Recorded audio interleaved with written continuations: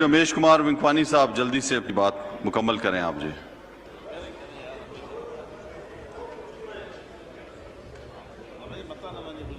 इसने रमेश लाल साहब को भी दिया, दोबारा बोलना चाह रहे हैं। शुक्रिया सर कि आपने दोबारा इस इम्पोर्टेंट टॉपिक के ऊपर पहले तो मैं क्योंकि मेरे बाद पूरे हाउस की तरफ से हमारे पार्लियामेंट्री मिनिस्टर अली मोहम्मद खान साहब ये करारदाद भी लेके आ रहे हैं, मैं उसके लिए भी शुक्रिया अदा करूंगा।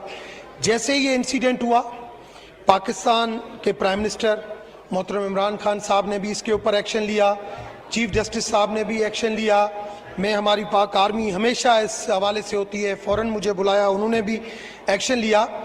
ये वाक़यात होते क्यों हैं? जब टेरी में वाक़या हुआ तब भी हमने ये कहा था कि इनको 780 के तहत करके ऐसी सज़ा और इनसे पैसे भराए जाए। आज भी ये डिसीशन हुआ है। ये सर मैं थोड़ा सा ब्रीफ करूंगा ऐवान के सामने कि एक 8 साल 2 महीने का बच्चा था जो 21 जुलाई को दरगाह के अंदर, मदरसे के अंदर वो चला गया है और उसको उसने बंदे ने, जो वहाँ का खुदीब था, उसने पकड़ा है कि आप हिंदू हो, यहाँ पे क्यों आए हो।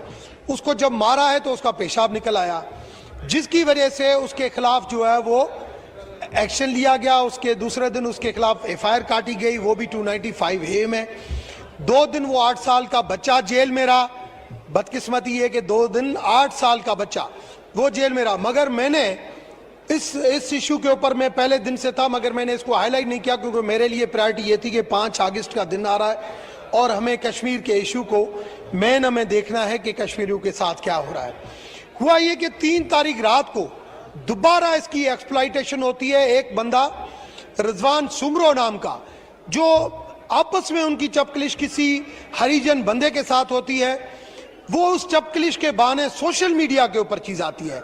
मैं हमेशा कहता हूं कि सोशल मीडिया का फौरन कंट्रोल होना चाहिए। वो कंट्रोल हमारा इस वजह से नहीं हो रहा है अभी तक क्योंकि सोशल मीडिया की ऑफिसेज यहां पे नहीं है। सुबह जब 11 बजे उसको कंट्रोल करने की गिरफ्तार करते हैं, फिर दोबारा एक्सप्लॉइटेशन हो जाती है और ये वाकया हो जाता है। मैं समझता हूं ऐवान यूनानिमसली अगर इसकी करारदाद देता है कि पाकिस्तान की जो डेमोक्रेटिक एक पार्लियामेंट है वो इस हमले की मजम्मत करती है, ये एक इंप्रेशन जाएगा कि पाकिस्तान के अंदर अक़लियतें महफूज हैं और महफूज रहेंगी। कुछ एलिमेंट्स जिसकी सोचें गलत है उनको कभी भी हम आगे बढ़ने नहीं देंगे। ये क्लियर कट मैसेज होगा।